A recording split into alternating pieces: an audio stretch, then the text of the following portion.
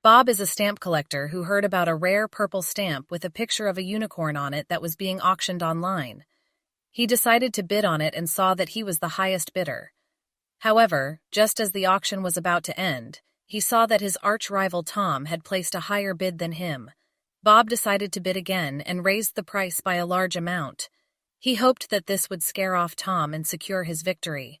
He pressed the submit button and waited for the confirmation.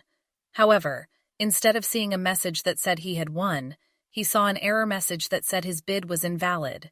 He tried again and again, but nothing worked. He realized that his internet connection had gone down at the worst possible moment. He panicked and grabbed his phone. He tried to access the auction site from his mobile browser, but it was too slow and unreliable. He ran outside and looked for a place where he could get online. He saw a coffee shop nearby and ran towards it. He hoped that they had free Wi-Fi and that he could still make it in time.